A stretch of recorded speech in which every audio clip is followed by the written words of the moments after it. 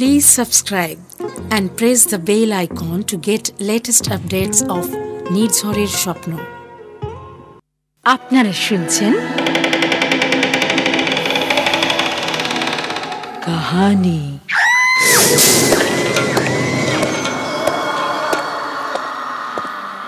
নির্ঝরের স্বপ্ন প্রযোজিত গল্প পাঠের আসর কাহিনীতে গল্পপ্রেমিক সকল পাঠক পাঠিকাকে স্বাগত। এই অনুষ্ঠানে আমরা পরিবেশন করে থাকি চিরকালীন ও সমকালীন সাহিত্যিকদের বিভিন্ন গল্প। বন্ধুরা, আমাদের গল্প যদি আপনাদের শুনতে ভালো লাগে তাহলে প্লিজ অনেক অনেক লাইক, শেয়ার আর কমেন্টস করুন না।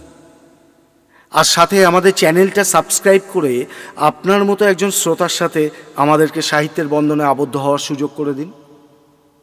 ওহো, আরও একটা কথা, আপনার কাছে স্বরচিত গল্প আছে? যদি থাকে তাহলে আমাদের হোয়াটসঅ্যাপে সেটাকে পাঠান না। আমাদের নম্বরটা হলো 7980460032। আমরা আপনার রচিত গল্প প্রকাশ করার সুযোগ পেয়ে আরেকটু সমৃদ্ধ হই। শুরু করব আজকের গল্প। বিভূতিভূষণ বন্দ্যোপাধ্যায় রচিত গল্প মেঘমল্লার। এই গল্পে বিভিন্ন চরিত্রে যারা যারা রূপদান করেছেন: প্রদ্যুম্ন, অরূপ, সুরদাস ওরফে গুণাঢ্য এবং আচার্য পূর্ণবর্ধন, সৌমিত্র, সুনন্দা এবং দেবী সরস্বতী, সুমিতা, সূত্রধর, সুব্রত। গল্প সম্পাদনা সৌমিত্র রাহা। মিউজিক এবং স্পেশাল এফেক্টস নিলয় ঘোষ। শুরু করছি আজকের গল্প মেঘমল্লার।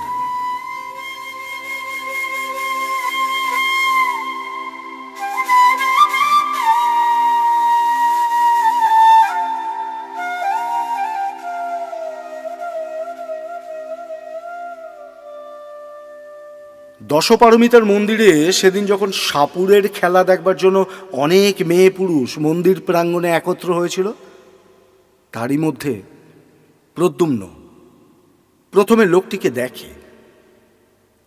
সেদিন ছিল জ্যৈষ্ঠ মাসের সংক্রান্তি। চারপাশের গ্রাম থেকে মেয়েরা এসেছিল দশপারমিতার পুজো দিতে। সেই উপলক্ষে অনেক সাপুরে, গায়ক, বাজিকর মন্দিরে একত্র হয়েছিল।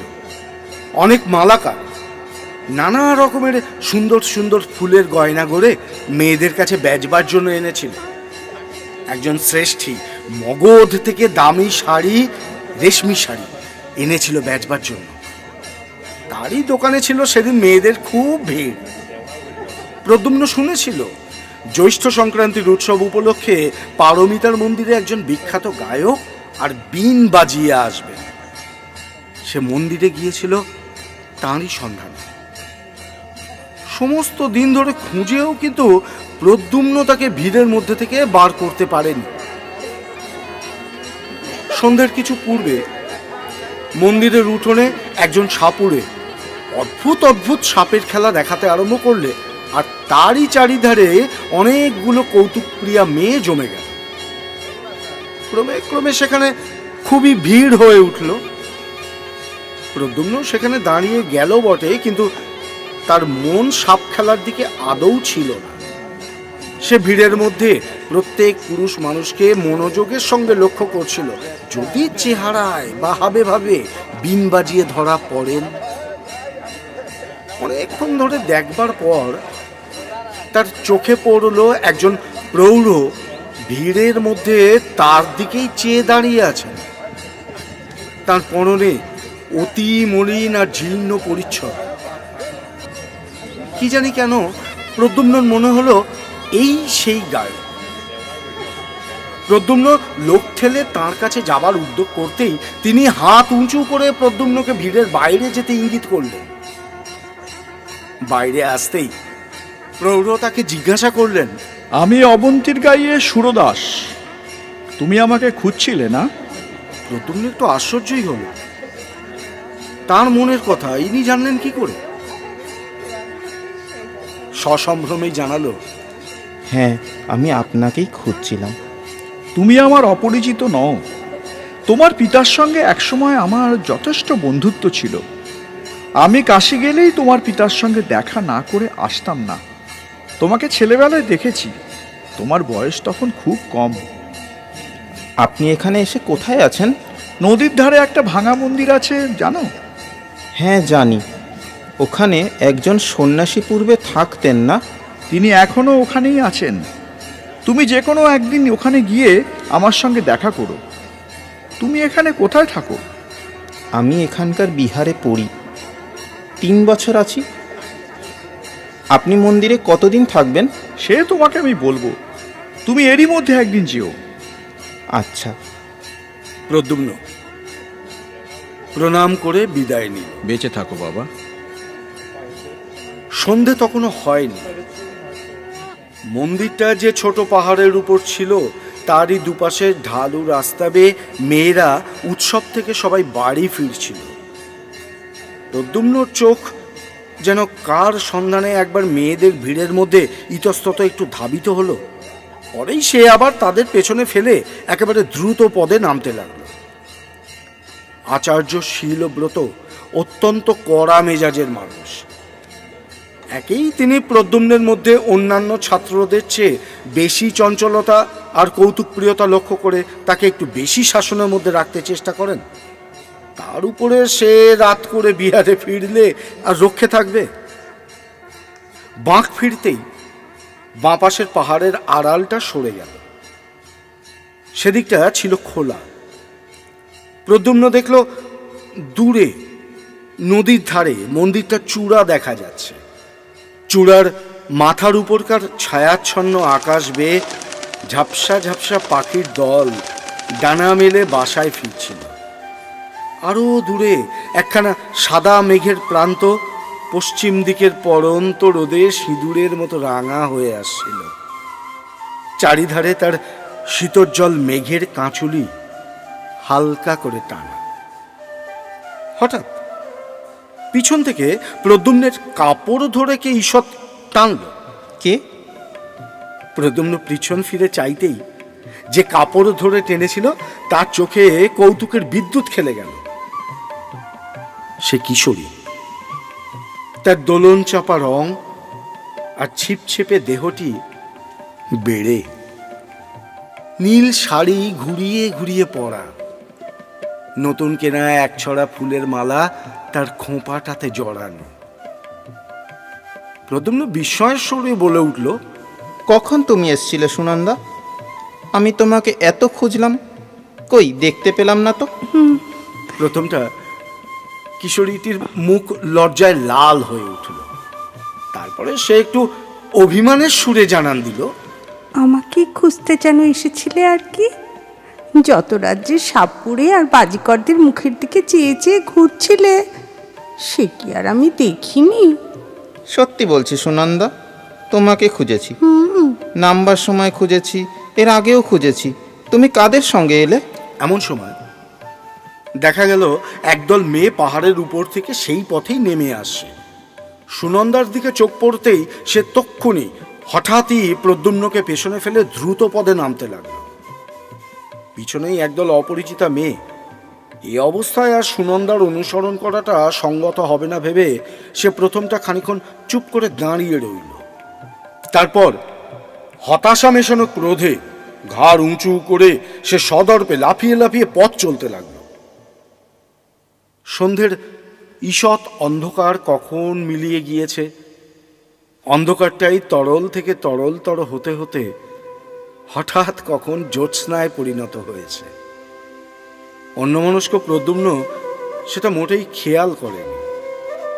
যখন তার চমক ভাঙল, তখন পূর্ণিমার শুভ্রোজ্জ্বল জ্যোৎস্না পথ ঘাট ধুয়ে দিচ্ছিল। দূর মাঠের গাছপালা জ্যোৎস্নায় ঝাপসা দেখাচ্ছিল। পড়াশুনো তার হয় কি করে? আচার্য পূর্ণবর্ধন ত্রিপিটকের পাঠ অনায়ত্ত দেখে তাকে ভৎসনা করলেই বা কি করা যায়? এরকম রাত্রে যে যুগ যুগের বিরোহীদের মনোবেদনা তার প্রাণের মধ্যে জমে ওঠে, তার অবাধ্য মন যে এই সব পরিপূর্ণ জ্যোৎস্না রাত্রে মহাকঠি বিহারের পাষাণ অলিন্দে মানুষ সুন্দরীদের পেছনে পেছনে ঘুরে বেড়ায়, এর জন্য কি সে দায়ী? দশপারমিতার মন্দিরে সন্ধ্যারতির ঘণ্টার ধ্বনি তখনও মিলিয়ে যায়নি। দূরে নদীর বাঁকের ভাঙা মন্দিরে ক্ষীণ আলোটা জ্বলে উঠল। উৎসব প্রত্যাগত নরনারীর দল জ্যোৎস্না ভরা মাঠের মধ্যে ক্রমে বহু দূরে অদৃশ্য হয়ে গেল। প্রদ্যুম্নের গতি দ্রুত হল। পথের পাশে একটা গাছ, গাছের নিকট যেতেই প্রদ্যুম্নের মনে হলো গাছের আড়ালে কেউ যেন দাঁড়িয়ে আছে। আরেকটু এগিয়ে গাছের পাশে যেতেই তার অত্যন্ত পরিচিত কণ্ঠের হালকা মিষ্টি হাসি ঢেউয়ে থমকে দাঁড়িয়ে পড়ল। দেখল গাছতলায় সুনন্দা দাঁড়িয়ে আছে।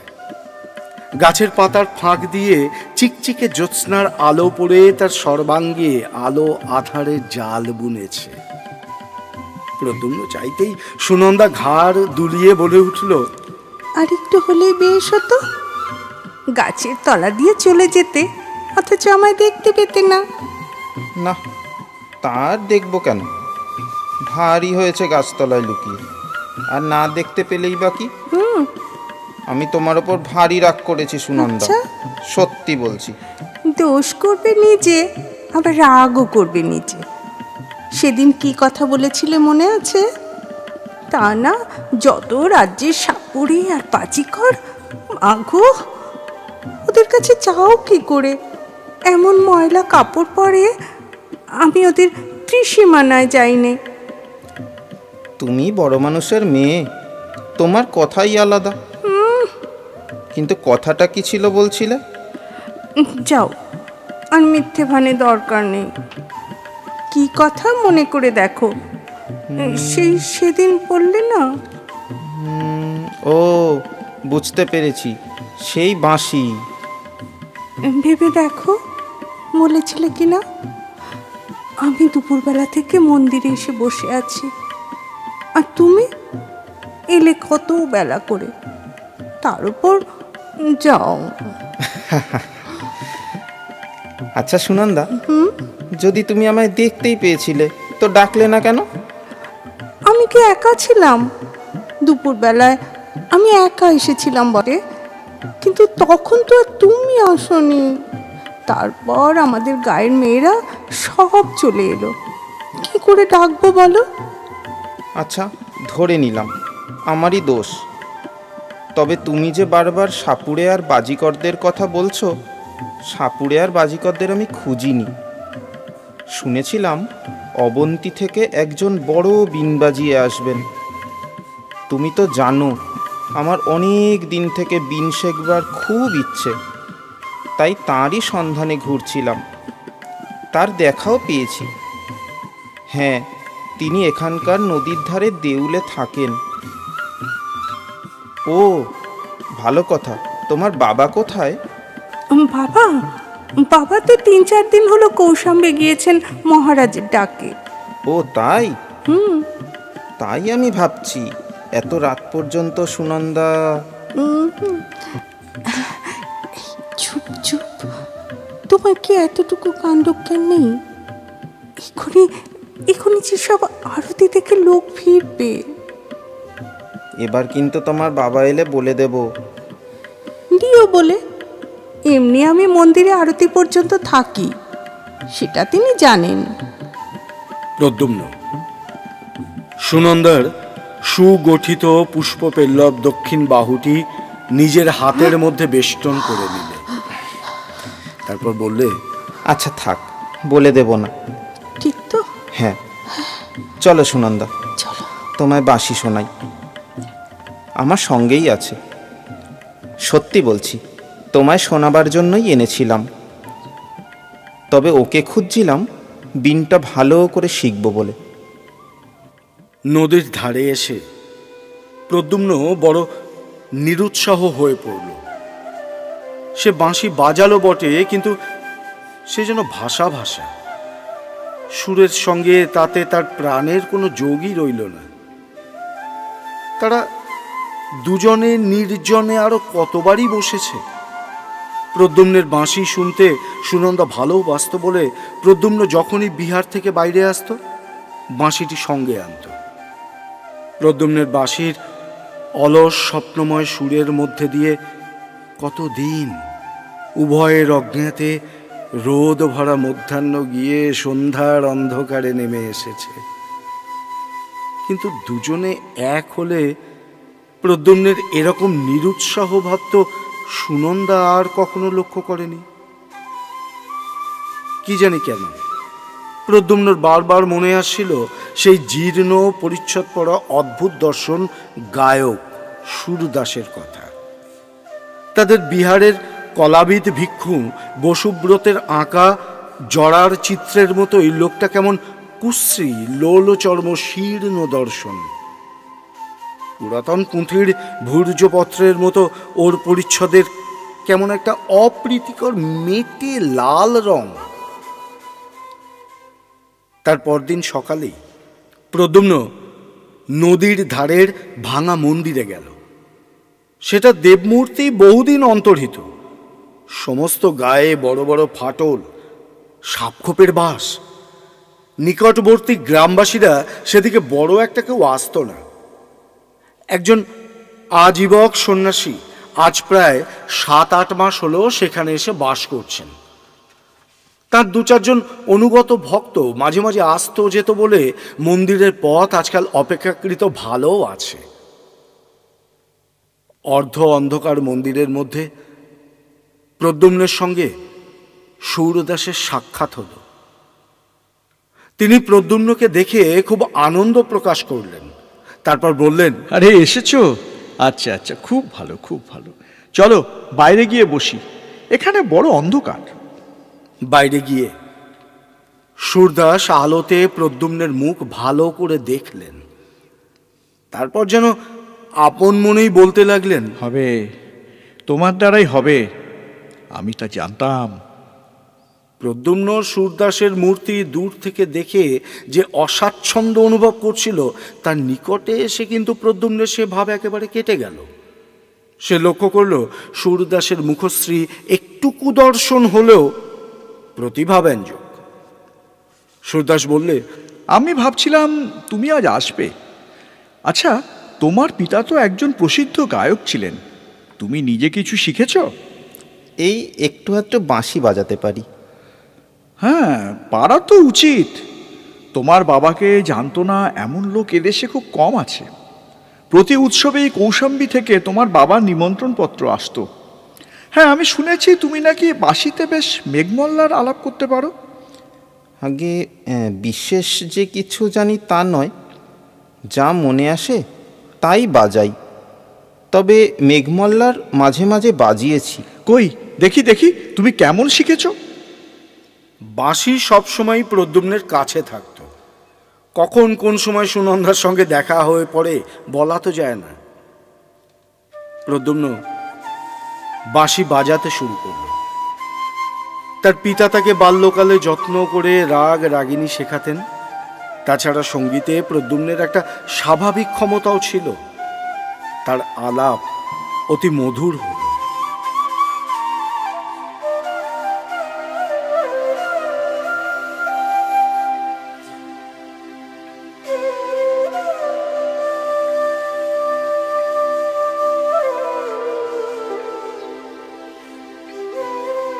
সুরদাস বোধহয় এতটাও আশা করেননি। তিনি প্রদ্যুম্নকে আলিঙ্গন করে বললেন, ইন্দ্রদুম্নের ছেলে যে এমন হবে সেটা বেশি কথা নয়। বুঝতে পেরেছি তুমি পারবে, এ আমি আগেও জানতাম। নিজের প্রশংসায় প্রদ্যুম্নের তরুণ সুন্দর মুখ লজ্জায় লাল হয়ে উঠল। অন্যান্য 2-1 কথার পরেই প্রদ্যুম্ন বিদায় নিতে উদ্যোগী হলে সুরদাস তাকে বললেন, শোনো প্রদ্যুম্ন, একটা গোপনীয় কথা তোমার সঙ্গে আছে। তোমাকে কথা বলার পূর্বেও আমি তোমার খোঁজ করেছিলাম।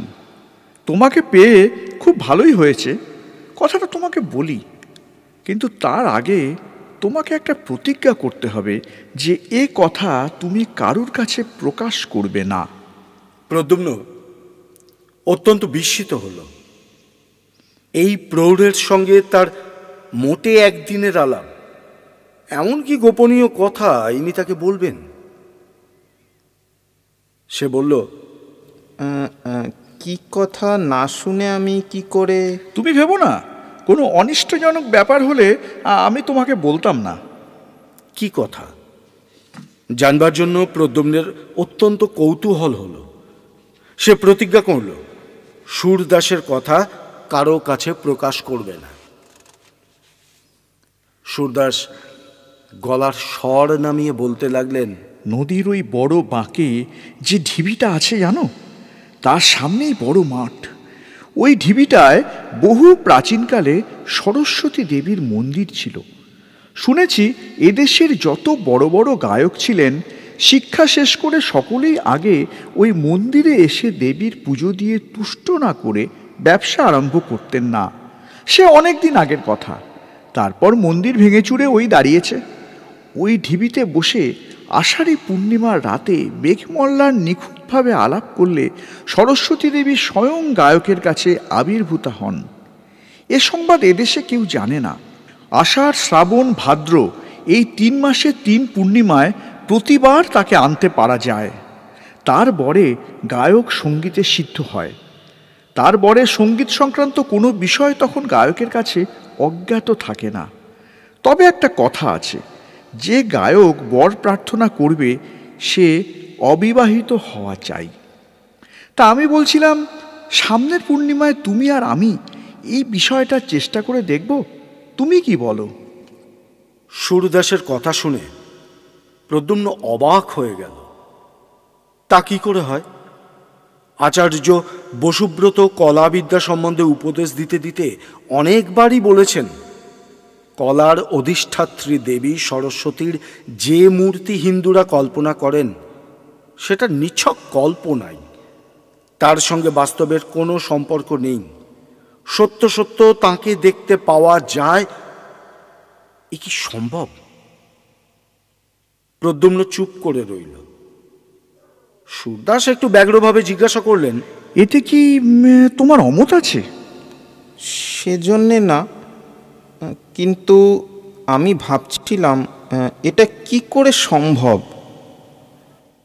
সে বিষয়ে তুমি নিশ্চিন্ত থাকো।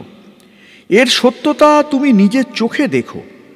তোমার অমত না থাকলে আমি সামনের পূর্ণিমায় সব ব্যবস্থা করে রাখি। সুরদাসের কথার পর থেকেই প্রদ্যুম্ন অত্যন্ত বিস্ময়ে ও কৌতূহলে কেমন একরকম হয়ে গিয়েছিল। সে ঘাড় নেড়ে বললে, আচ্ছা, রাখবেন, আমি আসব। বাহ বাহ, বেশ, বড় আনন্দিত হলাম। তুমি মাঝে মাঝে একবার করে এখানে এসো। তোমাকেও তৈরি হতে হলে 2-1টা কাজ করতে হবে, সেসব আমি বলে দেবো। প্রদ্যুম্ন আর একবার সম্মতিসূচক ঘাড় নাড়বার পর সুরদাসের কাছে বিদায় চাইল। তাহলে আমায় বিদায় দিন। এসো বাবা, এসো। তারপরই সে চিন্তিতভাবে বিহারের পথ ধরল। তার মনে হচ্ছিল দেবী সরস্বতী স্বয়ং শ্বেত পদ্মের মতো নাকি রংটি তার। না জানি কত সুন্দর তার মুখশ্রী। আচার্য বসুব্রত বলেন বটে, ভদ্রাবতী নদীর ধারে শাল, পিয়াল, তমাল বনে সেবার ঘন ঘোর বর্ষা নামল। আষাঢ়ী পূর্ণিমার রাতে প্রদ্যুম্ন সুরদাসের সঙ্গে নদীর ঘাটে গেল। তারা যখন সেখানে পৌঁছল তখন মেঘ নেমে সমস্ত আকাশ ছেয়ে ফেলেছে। চারিদিক তরল অন্ধকারে অস্পষ্ট দেখাচ্ছে। প্রদ্যুম্ন সুরদাসের কথা মতো নদী থেকে স্নান করে এসে বস্ত্র পরিবর্তন করল। সঙ্গীর ক্রিয়াকলাপে প্রদ্যুম্ন বুঝতে পারল তিনি একজন তান্ত্রিক। তাদের বিহারে একজন ভিক্ষু ছিলেন, তিনি যোগাচার্য পদ্মসম্ভরের শিষ্য। সেই ভিক্ষুর কাছে তান্ত্রিক ক্রিয়াকলাপের কথা কিছু কিছু সে শুনেছিল। সুরদাস অনেকগুলো রক্তজবার মালা সঙ্গে করে এনেছিলেন। তার মধ্যে কতগুলো তিনি নিজে পড়লেন, কতগুলো প্রদ্যুম্নকে পড়তে বললেন। ছোট মরার মাথার খুলিতে তেল সলতে দিয়ে প্রদীপ জ্বাললেন। তার পুজোর আয়োজনে সাহায্য করতে করতে প্রদ্যুম্ন হাঁপিয়ে পড়ল। ব্যাপারটা শেষ পর্যন্ত কি দাঁড়ায় দেখবার জন্য তার মনে এত কৌতূহল হচ্ছিল যে অন্ধকার রাতে একজন প্রায় অপরিচিত তান্ত্রিকের সঙ্গে একা থাকবার ভয়ের দিকটাও তার একেবারেই চোখে পড়ল না। অনেক রাত্রেই হোম শেষ হলো। সুরদাস বলে উঠলেন, প্রদ্যুম্ন, তুমি এবার তোমার কাজ আরম্ভ করো। আমার কাজ শেষ হয়েছে। খুব সাবধান, তোমার কৃতিত্বের উপর এর সাফল্য নির্ভর করছে। তাঁর চোখের কেমন একটা ক্ষুধিত দৃষ্টি যেন প্রদ্যুম্নের ভালো লাগলো না, কিন্তু তবু সে বসে এক মনে বাঁশিতে মেঘ মল্লার আলাপ আরম্ভ করবে। তখন আকাশ বাতাস নীরব। অন্ধকারের সামনের মাঠটায় কিছু দেখবার উপায় নেই। শালবনের ডালপালায় বাতাস লেগে একরকম অস্পষ্ট শব্দ হচ্ছে। বড় মাঠের পাড়ে শালবনের কাছে দিকচক্রবালের ধারে নৈশ প্রকৃতি পৃথিবীর বুকের অন্ধকার পুষ্পসজ্জায় তার অঞ্চল বিছিয়েছে। শুধু বিশ্রাম ছিল না, ভদ্রাবতী। সে কোন অনন্তের সঙ্গে নিজেকে মিশিয়ে দেবার আকুল আগ্রহে এক টানা বয়ে চলেছে। মৃদু গুঞ্জনে আনন্দ সঙ্গীত গাইতে গাইতে, কুলে তাল দিতে দিতে হঠাৎ সামনের মাঠটা থেকে সমস্ত অন্ধকার কেটে গিয়ে সাদা মাঠটা তরল আলোকে প্লাবিত হয়ে গেল। প্রদ্যুম্ন সবিস্ময়ে দেখল, মাঠের মাঝখানে শত পূর্ণিমার জ্যোৎস্নার মতো অপরূপ আলোর মণ্ডলে কে এক জ্যোৎস্না বরণী অনিন্দ সুন্দরী মহিমাময়ী তরুণী। তাঁর নিবিড় কৃষ্ণ কেশরাজি অযত্ন বিন্যস্ত ভাবে তাঁর অপূর্ব গ্রীবা দেশের পাশ দিয়ে ছড়িয়ে পড়েছে। তাঁর আয়ত নয়নের দীর্ঘ কৃষ্ণপক্ষ কোন স্বর্গীয় শিল্পীর তুলি দিয়ে আঁকা। তাঁর তুষার ধবল বাহুবল্লী দিব্য পুষ্পাভরণে মণ্ডিত। তার ক্ষীণ কোটি নীল বসনের মধ্যে অর্ধ লুক্কায়িত মণি মেখলায় দীপ্তিমান। তার রক্তকমলের মতো পা দুটিকে বুকে পেতে নেবার জন্য মাটিতে বাসন্তী পুষ্পের দল ফুটে উঠেছে। হ্যাঁ, এই তো দেবী বাণী। এর বিনার মঙ্গল ঝংকারে দেশে দেশে শিল্পীদের সৌন্দর্য তৃষ্ণা সৃষ্টিমুখী হয়ে উঠেছে। এরই আশীর্বাদে দিকে দিকে সত্যের প্রাণ প্রতিষ্ঠা হচ্ছে। এরই প্রাণের ভাণ্ডারে বিশ্বের সৌন্দর্য সম্ভার নিত্য অফুরন্ত রয়েছে। শাশ্বতের মহিমা, অক্ষয়ের দান, চিরনূতনের বাণী। প্রদ্যুম্ন চেয়ে থাকতে থাকতে দেবীর মূর্তি অল্পে অল্পে মিলিয়ে গেল। জ্যোৎস্না আবার ম্লান হয়ে পড়ল। বাতাস আবার নিস্তেজ হয়ে বইতে লাগলো। অনেকক্ষণ প্রদ্যুম্নের কেমন একটা মোহের ভাব দূর হলো না। সে যা দেখলে, এ স্বপ্ন না সত্য? অবশেষে সুরদাসের কথায় তার চমক ভাঙল। সুরদাস বলল, আমার এখনো কাজ আছে, তুমি ইচ্ছে করলে চলে যেতে পারো। কেমন? আমার কথা মিথ্যে নয়, দেখলে তো? সুরদাসের কথা কেমন যেন অসংলগ্ন বোধ হতে লাগলো।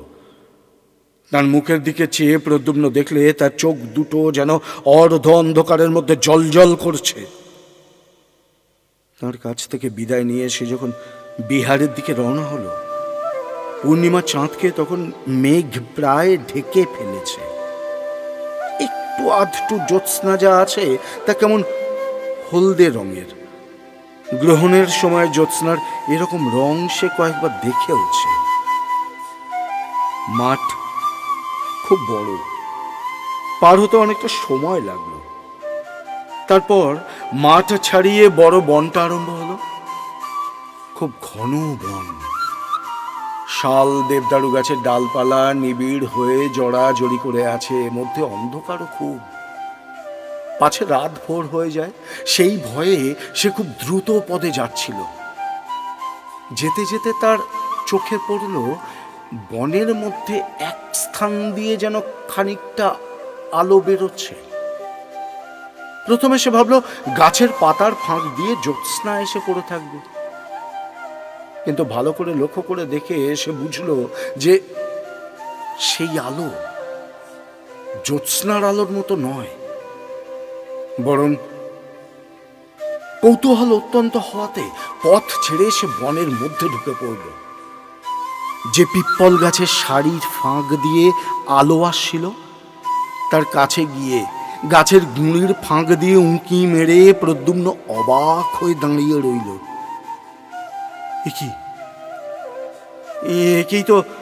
একেই তো সে এইমাত্র মাঠের মধ্যে দেখেছে, সেই অপরূপ সুন্দরী নারী। হ্যাঁ, এই তো অদ্ভুত।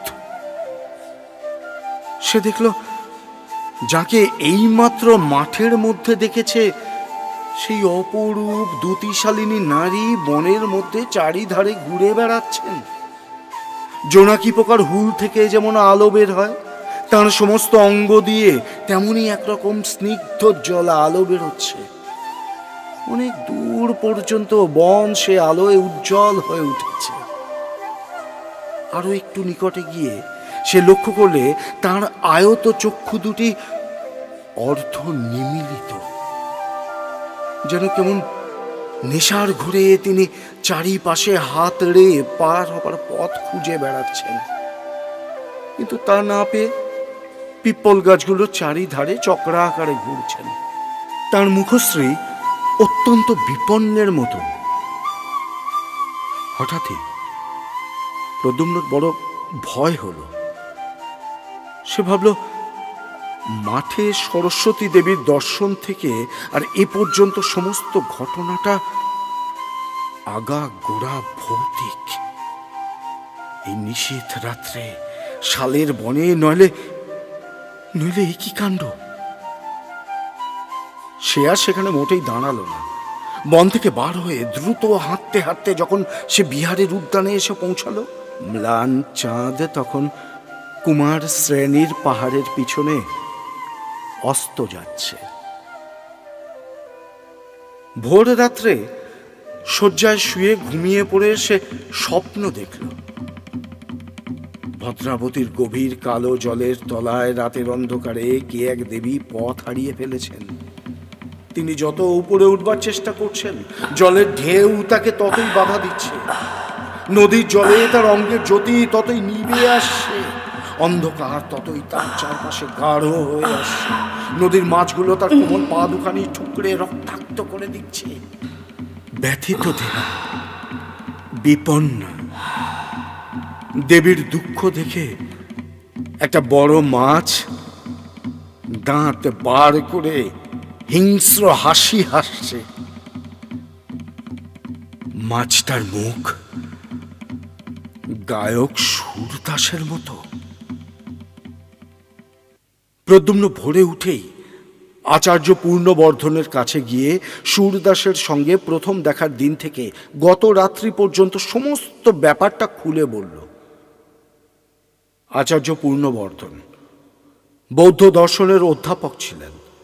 মঠের ভিক্ষুকদের মধ্যে তিনি ছিলেন সর্বাপেক্ষা প্রাচীন এবং বিজ্ঞ। এজন্য সকলেই তাকে শ্রদ্ধা করত। তিনি সব শুনে বিস্মিত হলেন। সঙ্গে সঙ্গে তার চোখের দৃষ্টি শঙ্কাকুল হয়ে উঠল। জিজ্ঞাসা করলেন, এ কথা আগে জানাওনি কেন? তিনি নিষেধ করেছিলেন। আমি তার কাছে প্রতিজ্ঞা।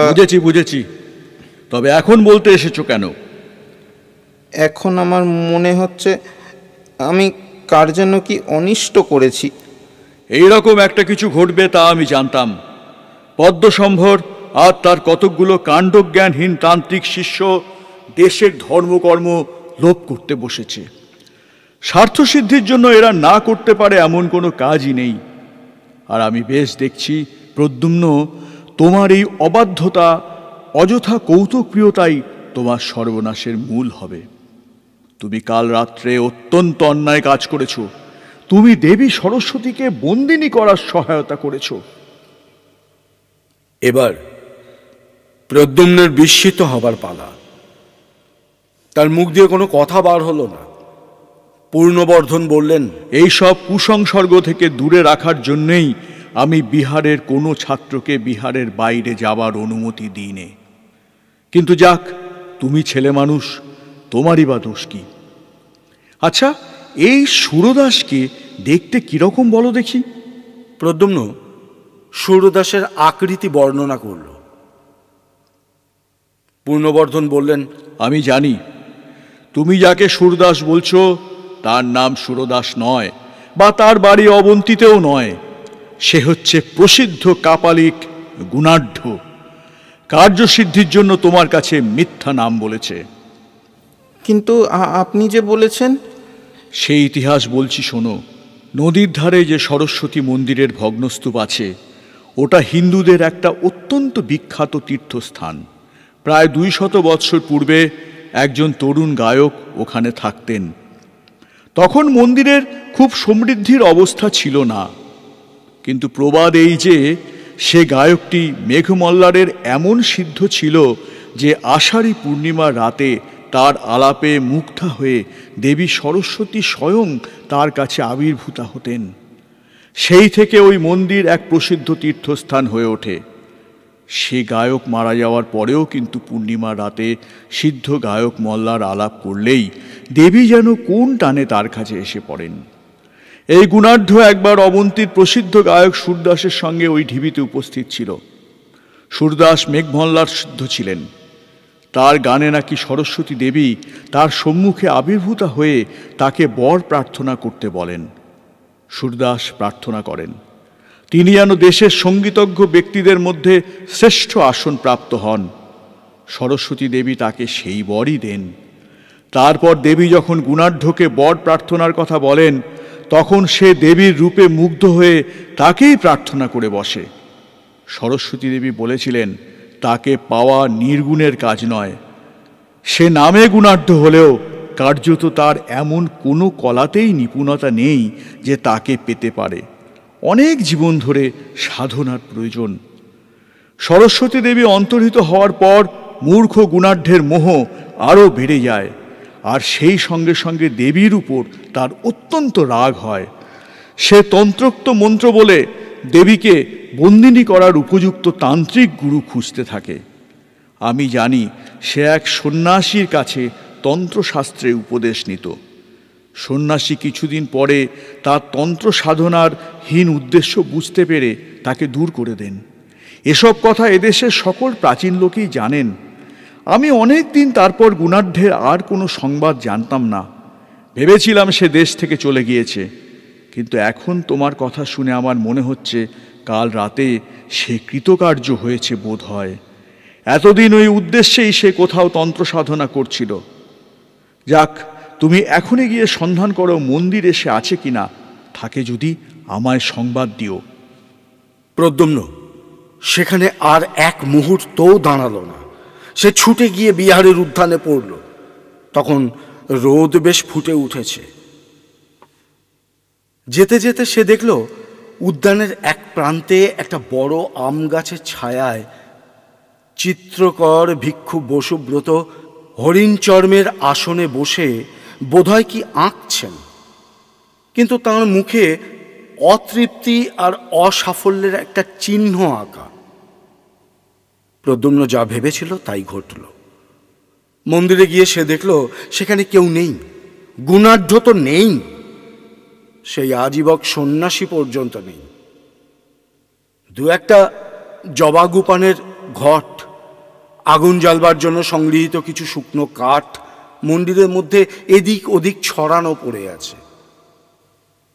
সেই দিন গভীর রাত্রে প্রদ্যুম্ন কাউকে কিছু না বলে চুপি চুপি বিহার পরিত্যাগ করল। তারপর 1 বৎসর কেটে গিয়েছে। বিহার পরিত্যাগ করবার পর প্রদ্যুম্ন একবার কেবল সুনন্দার সাথে সাক্ষাৎ করে বলেছিল সে বিশেষ কোনো কাজে বিদেশ যাচ্ছে, শীঘ্রই ফিরে আসবে। এই 1 বছর সে কাঞ্চি, উত্তর কোশল আর মগধের সমস্ত স্থান খুঁজেছে,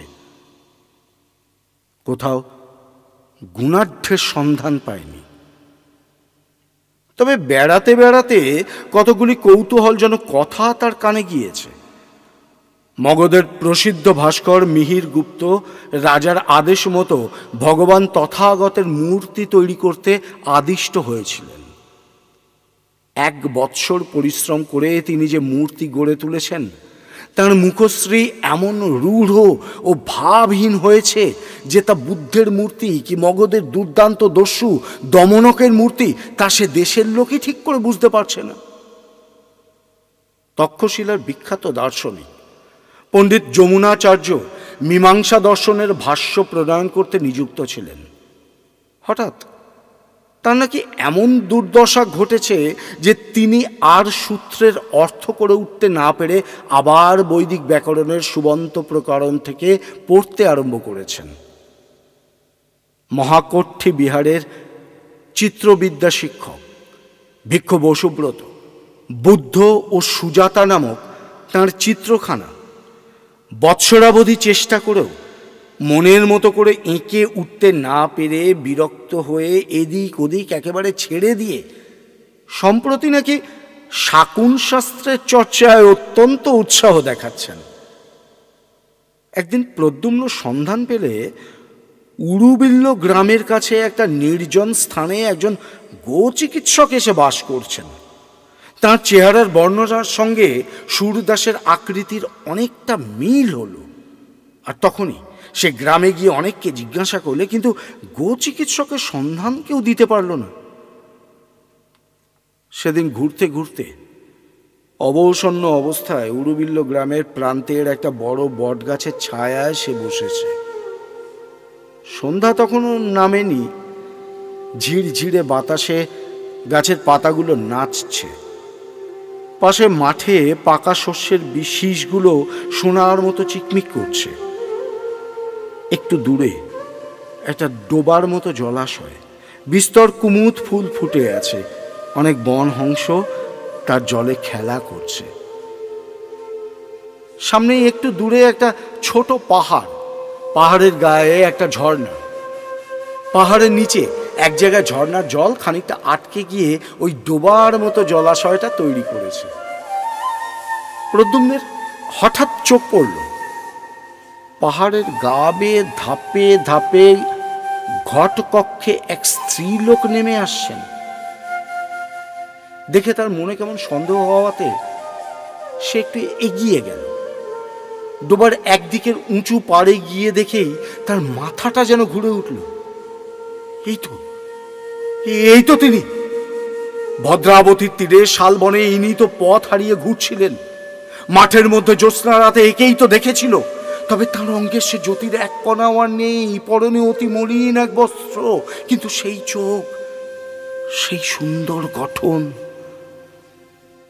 দাঁড়িয়ে দাঁড়িয়ে দেখে তার আর কোনো সন্দেহ রইল না যে এই তিনি। তার মনের মধ্যে গোলমাল বেঁধে গেল। সে উত্তেজনার মাথায় বিহার ছেড়ে সুরদাসের খোঁজ করে বেড়াচ্ছিল বটে, কিন্তু দেখা পেলে কি করবে সেটা তো ভাবেনি।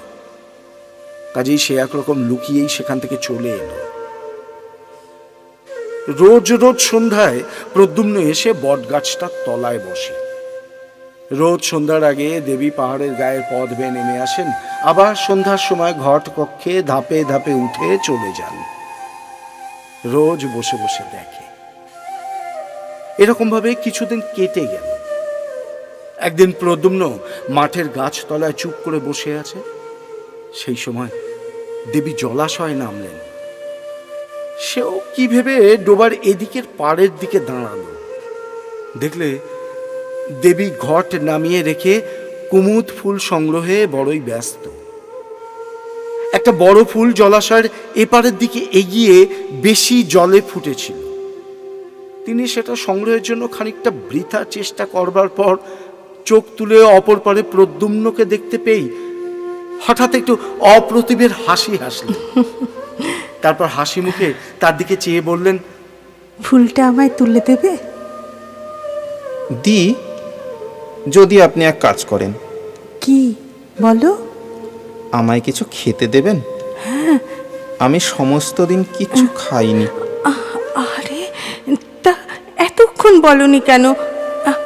ঠিক আছে, তুমি এপারে এসো। থাকে ও ফুল, আমি চাই নে। প্রদ্যুম্ন জলে নেমে ফুলটা সংগ্রহ করে ওপারে গেল। দেবী বললেন, তুমি মাঠের মাঝের এই বড় গাছটার তলায় রোজ বসে থাকো না? প্রদ্যুম্ন তাঁর হাতে ফুলটা দিয়ে বলল, হ্যাঁ, আমিও দেখি আপনি সন্ধ্যার সময় রোজই জল নিতে আসেন। ওই পাহাড়ের উপরেই আমাদের ঘর।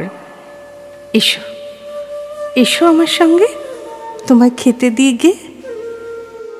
হঠাৎ দেবী কেমন এক প্রকার বিহ্বল চোখে চারিদিকে চাইলেন। তারপর পাহাড়ের গায়ে কাটা ধাপ বেয়ে উঠতে লাগলেন, আর প্রদ্যুম্ন পেছনে পেছনে। পাহাড়ের উপর উঠে গিয়ে একটু দূরে বুনো বাঁশঝাড়ের আড়ালে বেশ পরিষ্কার পরিচ্ছন্ন একটা ছোট্ট কুটির। দেবী বন্ধ দুয়ার খুলে ঘরের মধ্যে গিয়ে প্রদ্যুম্নকে বললেন, এসো। প্রদ্যুম্ন দেখলে কুটিরে আর কেউ নেই। জিজ্ঞাসা করলো, আপনি কি এখানে একাই থাকেন? না, এক সন্ন্যাসী আমায় এখানে সঙ্গে করে এনেছেন। তিনি কি করেন জানি নে, কিন্তু মাঝে মাঝে এখান থেকে চলে যান। 5-6 দিন পরে আসেন। তুমি এই যে এখানে এখানে একটু বসো। দেবী মাটির ঘর পূর্ণ করে তাকে জবাগু পান করতে দিলেন। স্বাদ অমৃতের মতো। এমন সুস্বাদু জবাগু সে পূর্বে কখনো পান করেনি। প্রদ্যুম্নর মনে হলো, যদি আচার্য পূর্ণবর্ধনের কথা সত্য হয়, আর যদি সে স্বচক্ষে যা দেখেছে তা ইন্দ্রজাল না হয়, তবে এই তো দেবী সরস্বতী তার সামনে। তার জানবার অতি কৌতূহল হলো, ইনি নিজের সম্বন্ধে কি বলেন। প্রদ্যুম্ন জিজ্ঞাসা করলো, আপনারা এর আগে কোথায় ছিলেন? আপনার দেশ কোথায়? দেবী কাঠের এক বড় পাত্রে সযত্নে স্যুপ ও অন্ন পরিবেশনে ব্যস্ত ছিলেন। প্রশ্ন শুনে বিস্ময়পূর্ণ দৃষ্টিতে তিনি প্রদ্যুম্নের দিকে চেয়ে বললেন, আমার কথা বলছো? আমার দেশ কোথায় জানি নে। আমি নাকি বিদিশার পথের ধারে এক ভাঙা মন্দিরে অচেতন অবস্থায় পড়েছিলাম। ওই সন্ন্যাসী আমায় এখানে উঠিয়ে এনেছেন। সেই থেকে এখানেই আছি। তার আগে কোথায় ছিলাম তা আমার মনেই পড়ে না। তিনি অন্যমনস্কভাবে বাইরের সাঁঝের রক্তিম আকাশে, যেখানে উড়ুবিল্ল গ্রামের প্রান্তরে বনরেখার মাথার সূর্য হেলে পড়েছেন, সেই দিকে চেয়ে রইলেন। চেয়ে চেয়ে কি মনে আনবার চেষ্টা করলেন, বোধহয় মনে এলো না। হঠাৎই কি ভেবে তার পদ্মের পাপড়ির মতো চোখ দুটি বেয়ে ঝরঝর করে জল ঝরে পড়ল। তাড়াতাড়ি করেই আঁচলে চোখ মুছে তিনি প্রদ্যুম্নের সামনে অন্নে পূর্ণ কাঠের থালা রাখলেন। বললেন, খাবার জিনিস তো কিছুই নেই। তুমি রাত্রে এখানে থাকো, আমি পদ্মের বীজ শুকিয়ে রেখেছি, তাই দিয়ে রাতে তোমায় পায়েস তৈরি করে খেতে দেব। সকালে যেও। প্রদ্যুম্নের চোখে জল আসছিল। ওগো বিশ্বের আত্মবিস্মৃতা সৌন্দর্য লক্ষ্মী, বিদিশার মহারাজের আর মহাশ্রেষ্ঠীর সমবেত রত্ন ভাণ্ডার তোমার পায়ের এক কণা ধুলোর যোগ্যও নয়। সে দেশের পথের ধুলো এমন কি পূর্ণ করেছে মা, যে তুমি সেখানে পড়ে থাকতে যাবে? খাওয়া শেষ হলে প্রদ্যুম্ন বিদায় চাইল। এবার তাহলে আমাকে বিদায় দিন মা। না, থাকো না কেন রাত্রে? আমি রাতে তোমায় পায়েস রেঁধে দেব। প্রদ্যুম্ন জিজ্ঞেস করলো, আপনার এখানে একা রাত্রে থাকতে ভয় করে না? খুব খুব ভয় করে।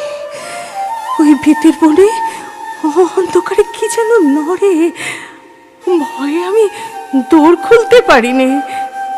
ঘুম হয় না, সমস্ত রাত আমি বসে থাকি। প্রদ্যুম্নর হাসি পেল। ভাবলো, রাতে একা থাকতে ভয় করে বলে পায়েসের লোভ দেখিয়ে দেবী তাকে সঙ্গে রাখতে চান। সেও বলল, আচ্ছা, তাহলে রাত্রে আমি থাকবো। আচ্ছা। দেবীর মুখ আনন্দে উজ্জ্বল হয়ে উঠল। সমস্ত রাত সে কুটিরের বাইরে খোলা হাওয়ায় বসে কাটালো। দেবীও কাছে বসে রইলেন। বললেন, এমন জ্যোৎস্না, অথচ আমি ভয়ে বাইরে আসতে পারিনি জানো। ঘরের মধ্যে বসেই রাত কাটাই। দেবীর ব্যাপার দেখে প্রদ্যুম্ন অবাক হয়ে গিয়েছিল। হলোই বা মন্ত্রশক্তি, এতটা আত্মবিস্মৃত হওয়া, এই যে তার কল্পনারও বাইরে। নানা গল্পে সমস্ত রাতটা কাটল। ভোর হলে সে আবার বিদায় চাইলে। দেবী বলে দিলেন, সন্ন্যাসী এলে একদিন আবার এসো, কেমন? সেই দিন থেকে প্রতি রাত্রে সে দেবীর অলক্ষিতে পাহাড়ের নিচে বসে কুটিরের দিকে চেয়ে পাহারা রাখত। তার তরুণ বীর হৃদয় এক ভীরু নারীকে একা বনের মধ্যে ফেলে রাখার বিরুদ্ধে বিদ্রোহ তুলেছিল। 10-15 দিন কেটে গেল। একদিন প্রদ্যুম্ন শুনত দেবী অনেক রাত্রে একা গান গাইছেন। সে গান পৃথিবীর মানুষের গান নয়, সে গান প্রাণধারার আদিম ঝর্ণার গান, সৃষ্টিমুখী নিহারিকাদের গান, অনন্ত আকাশে দিখারা কোনো পথিক তারার গান। একদিন দুপুরবেলা কে তাকে বললে, তুমি যে গোবৈদ্যের কথা বলেছিলে, তাকে এইমাত্র দেখে এলাম, পথের ধারে পুকুরে সে স্নান করছে। শুনেই ছুটতে ছুটতে গিয়ে পুকুরের ধারে উপস্থিত হলো। দেখল সত্যি গুণাঢ্য পুকুরের ধারে বস্ত্রাদির পুটুলি নামিয়ে রেখে পুকুরে স্নান করতে নেমেছেন। সে অপেক্ষা করতে লাগলো। একটু পরেই গুণাঢ্য বস্ত্র পরিবর্তন করে উপরে উঠে প্রদ্যুম্নকে দেখে কেমন যেন হয়ে গেলেন। বললেন, তুমি এখানে? আমি কেন তা বুঝতে পারেননি? তুমি এখন বলছো বলে নয় প্রদ্যুম্ন, আমি এ কাজ করার পর যথেষ্ট অনুতপ্ত আছি। প্রতি রাত্রে ভয়ানক স্বপ্ন দেখি। কারা যেন বলছে তুই যে কাজ করেছিস এর শাস্তি অনন্ত নরক। আমি এই জন্যই আজ এক পক্ষের ওপর আমার গুরু সেই আজীবক সন্ন্যাসীর কাছে গিয়েছিলাম। তার কাছে বশীকরণ মন্ত্র আমি শিক্ষা করি। এর এমনই শক্তি যে মনে করলে আমি যাকে ইচ্ছে বাঁধতে পারি, কিন্তু আনতে পারি নে। মন্ত্রের বন্ধন শক্তি থাকলেও আকর্ষণী শক্তি নেই। এই জন্যে আমি তোমাকে সঙ্গে নিয়েছিলুম। আমি নিজের সঙ্গীতের কিছুই জানি না যে তা নয়, কিন্তু আমি জানতুম যে তুমি মেঘমল্লারে সিদ্ধ। তোমার গানে দেবী ওখানে আসবেনি, এলে তারপর মন্ত্রে বাঁধব। এর আগে আমার বিশ্বাসই ছিল না যে এমন একটা ব্যাপার হওয়া সম্ভব। অনেকটা মন্ত্রের গুণ পরীক্ষা করার কৌতূহলেই আমি এ কাজ করি। তাহলে এখন আমার গুরুর কাছ থেকে আসছি। তিনি সব শুনে একটা মন্ত্র শিক্ষা দিয়েছেন। এটা পূর্ব মন্ত্রের বিরোধী শক্তি সম্পন্ন। সেই মন্ত্রপুত জল দেবীর গায়ে ছড়িয়ে দিলে তিনি আবার মুক্ত হবেন বটে, কিন্তু তার কোনো উপায় নেই। কেন উপায় নেই? কেন? যে ছিটিয়ে দেবে সে চিরকালের জন্য পাষাণ হয়ে যাবে। আমার পক্ষে দুদিকই সমান যখন, তখন তাকে বন্দিনী রাখাই আমার ভালো। রাগ করো না প্রদ্যুম্ন, ভেবে দেখো, মৃত্যুর পর হয়তো পরজগৎ আছে, কিন্তু পাষাণ হওয়ার পর না, না, তা আমি পারবো না। আত্মবিস্মৃতা বন্দিনী দেবীর চোখ দুটির করুণ অসহায় দৃষ্টি প্রদ্যুম্নর মনে এলো। যদি তা না হয়, তাহলে তাকে যে চিরদিন বন্দিনী থাকতে হবে। যুগে যুগে যে উদার উচ্চ প্রেরণা আগে এসে তরুণদের নির্মল প্রাণে পৌঁছয়, আজও প্রদ্যুম্নের প্রাণের বেলায় তার ঢেউ এসে লাগলো। সে ভাবলে একটা জীবন তুচ্ছ, তার রাঙা পা দুখানিতে একটা কাঁটা ফুটলে তা তুলে দেবার জন্য আমি শতবার জীবন দিতে প্রস্তুত। হঠাৎ গুণাঢ্যের দিকে চেয়ে সে বলল, চলুন, আমি আপনার সঙ্গে যাব। আমায় সে মন্ত্রপুত জল দেবেন। বেশ করে ভেবে দেখো, এ ছেলে খেলা নয়, এ কাজ অত্যন্ত কঠিন। চলুন আপনি। হ্যাঁ, চলুন। প্রদ্যুম্ন, আর একবার ভালো করে ভেবে দেখো, কোনো মিথ্যা আশায় ভুলো না। এ থেকে তোমায় উদ্ধার করবার ক্ষমতা কারুর হবে না, দেবীরও না। মন্ত্র বলে তোমার প্রাণ শক্তি চিরকালের জন্য জড়ো হয়ে যাবে। ভালো করে বুঝে দেখো, মন্ত্রশক্তি নির্মম অমোঘ, কাউকে রেহাই দেবে না। আপনি কি ভাবেন আমি কিছু গ্রাহ্য করি? কিচ্ছু না, চলুন। চলো। কুটিরে তাঁরা যখন গিয়ে উপস্থিত হলো, তখন রোদ বেশ পড়ে এসেছে। দেবী কুটিরের বাইরে ঘাসের উপর অন্যমনস্কভাবে চুপ করে বসেছিলেন। প্রদ্যুম্নকে আসতে দেখে তিনি অত্যন্ত আনন্দিত হলেন, হাসি হাসি মুখে বললেন, এসো এসো, আমি তোমার কথা প্রায়ই ভাবি। তোমায় সেদিন কিছু খেতে দিতে না পেরে আমার মন খুব খারাপ হয়েছিল। এখন তুমি এখানে কিছুদিন থাকো। তিনি দুজনকে খেতে দেবার জন্য ব্যস্ত হয়ে কুটিরের মধ্যে চলে গেলেন। প্রদ্যুম্ন বলল, কই, আমায় মন্ত্রপুত জল দিন তবে।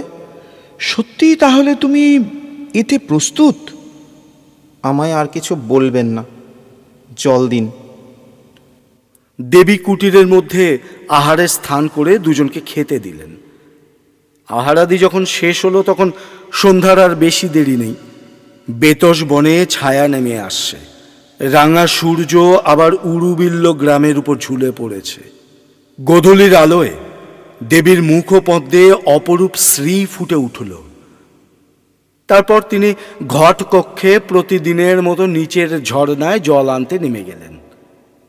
গুণাঢ্য বললেন, আমি এখান থেকে আগে চলে যাই, তারপর এই ঘটপূর্ণ জল দেবীর গায়ে ছিটিয়ে দিও। তাঁর চক্ষু অশ্রুপূর্ণ হল।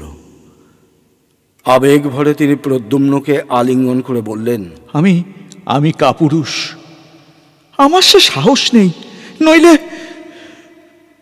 তিনি কুটিরের মধ্যে তাঁর দ্রব্যাদি সংগ্রহ করে নিলেন। তারপর সরু পথ বেয়ে বেদ বনের ধার দিয়ে পাহাড়ের অপর পারে চলে গেলেন। তারই নিচে একটু দূরে মগধ থেকে বিদিশা যাওয়ার রাজবর্তন। প্রদ্যুম্ন চারিদিকে চেয়ে বসে বসে ভাবলে, ওই নীল আকাশের তলে 20 বৎসর আগে সে মায়ের কোলে জন্মেছিল।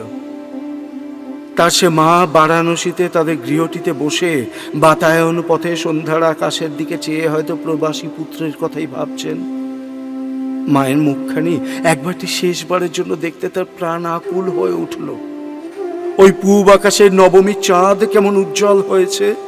মগধ যাবার রাজপথে গাছের সারিরা মাথায় একটা তারা ফুটে উঠল। বেত বনের বেত ডাঁটাগুলো তরল অন্ধকারের ভালো দেখা যায় না। প্রদ্যুম্নের চোখ হঠাৎ অশ্রুপূর্ণ হল। সেই সময়তে সে দেখলে দেবী জল নিয়ে পাহাড়ের গা বেয়ে উঠে আসছেন। মন্ত্রপুত জলপূর্ণ ঘট সে মাটিতে নামিয়ে রেখেছিল। দেবীকে আসতে দেখি তা সে হাতে তুলে নিল। দেবী কুটিরের সামনে এলেন। তার হাতে অনেকগুলো আধ ফোটা কুমুদ ফুল। প্রদ্যুম্নকে জিজ্ঞাসা করলেন, সন্ন্যাসী কোথায়? তিনি আবার কোথায় চলে গেলেন, আজ আর আসবেন না। তারপর সে গিয়ে দেবীর পায়ের ধুলো নিয়ে তাকে প্রণাম করে বলল, মা, না জেনে তোমার ওপর অত্যন্ত অন্যায় আমি করেছিলাম। আজ তারই শাস্তি আমাকে নিতে হবে। কিন্তু তার জন্য আমি এতটুকু দুঃখিত নই। যতক্ষণ জ্ঞান লুপ্ত না হয়ে যায়, ততক্ষণ এই ভেবেই আমার সুখ যে বিশ্বের সৌন্দর্য লক্ষ্মীকে অন্যায় বাঁধন থেকে মুক্ত করবার অধিকার আমি পেয়েছি। শুনুন, আপনি বেশ করে মনে করে দেখুন দেখি, আপনি কোথা থেকে এসছিলেন? কেন? আমি তো বিদিশার পথের ধারে। প্রদ্যুম্ন এক অঞ্জলি জল তাঁর সর্বাঙ্গে ছিটিয়ে দিলে। সদ্য নিদ্রোত্থিতার মতো দেবী চমকে উঠল। প্রদ্যুম্ন দৃঢ় হস্তে আর এক অঞ্জলি জল দেবীর সর্বাঙ্গে ছড়িয়ে দিলেন। নিমেষের জন্য তার চোখের সামনে বাতাসে এক অপূর্ব সৌন্দর্যের স্নিগ্ধ প্রসন্ন হিল্লোল বয়ে গেল। তার সারা দেহ মন আনন্দে শিউরে উঠল। সঙ্গে সঙ্গে তার মনে এলো বারাণসীতে তাদের গৃহে সন্ধ্যার আকাশে বন্ধ আঁখি বাতায়ন পথবর্তিনী তার মা। কুমার শ্রেণীর বিহারে আচার্য শীল ব্রতের কাছে একটি মেয়ে অল্প বয়সে দীক্ষা গ্রহণ করে। তার নাম সুনন্দা। সে হিরণ্যনগরের ধনবান শ্রেষ্ঠী সামন্ত দাসের মেয়ে। পিতা মাতার অনেক অনুরোধ সত্ত্বেও মেয়েটি নাকি বিবাহ করতে সম্মত হয়নি। অত্যন্ত তরুণ বয়সে প্রব্রজ্জা গ্রহণ করায় সে বিহারের সকলের শ্রদ্ধার পাত্রী হয়ে উঠেছিল। সেখানে কিন্তু কারো সঙ্গে সে তেমন মিশত না। সর্বদাই নিজের কাজে সময় কাটাতো আর সর্বদাই কেমন অন্য মনস্ক থাকত। জ্যোৎস্না রাত্রে বিহারের নির্জন পাষাণ অলিন্দে দাঁড়িয়ে দাঁড়িয়ে সে আপন মনে প্রায় কি ভাবত। মাঠের জ্যোৎস্না জাল কাটিয়ে অনেক রাতে কাউকে বিহারের দিকে আসতে দেখলে সে এক দৃষ্টে সেদিকে চেয়ে থাকত, যেন কতদিন আগে তার যে প্রিয় আবার আসবে বলে চলে গিয়েছিল, তারই আসবার দিন গুনে গুনে শ্রান্ত শ্রান্ত ধীর পথ চাওয়া। প্রতি সকালে সে কার প্রতীক্ষায় উন্মুখ হয়ে রইত। সকাল কেটে গেলে ভাবত বিকেলে আসবে, বিকেল কেটে গেলে ভাবত সন্ধ্যায় আসবে। তবে কি সন্ধ্যা! দিনের পর দিন, মাসের পর মাস, এরকম কত সকাল সন্ধ্যা কেটে গেল, কেউ এলো না। তবুও মেয়েটি ভাবত আসবে আসবে আসবে, কাল আসবে আসবে। পাতার শব্দে চমকে উঠে চেয়ে দেখতো, এতদিনে বুঝিয়ে এলো। সে কি এলো? এক এক রাত্রে সে বড় অদ্ভুত স্বপ্ন দেখত। কোথাকার যেন কোন এক পাহাড়ের ঘন বেতের জঙ্গল আর বাঁশের বনের মধ্যে লুকানো এক অর্ধভগ্ন পাষাণ মূর্তি। নিঝুম রাতে সে পাহাড়ের বেত গাছ হাওয়ায় দুলছে, মাঝ বনে শিরশির শব্দ হচ্ছে। দীর্ঘ দীর্ঘ বেত ডাঁটার ছায়ায় পাষাণ মূর্তিটার মুখ ঢাকা পড়ে গেছে। সে অন্ধকার অর্ধরাত্রে জনহীন পাহাড়টার বাঁশগুলোর মধ্যে ঝোড়ো হাওয়া ঢুকে কেবলই পাচ্ছে মেঘ মল্লার। ভোরে উঠে রাতের স্বপ্ন ভেবে আশ্চর্য হয়ে যেত। কোথায় পাহাড়, কোথায় বেদবন, কার ভাঙা মূর্তি, কিসের এসব অর্থহীন দুঃস্বপ্ন।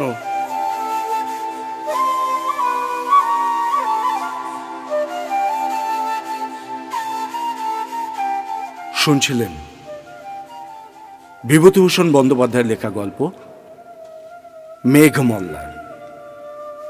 বিভিন্ন চরিত্রে যারা রূপদান করেছেন: প্রদ্যুম্ন, অরূপ, সুরদাস ওরফে গুণাঢ্য এবং আচার্য পূর্ণবর্ধন, সৌমিত্র, সুনন্দা এবং দেবী সরস্বতী, সুমিতা, সূত্রধর, সুব্রত। সম্পাদনা Soumitra Raha. Music and special effects Niloy Ghosh.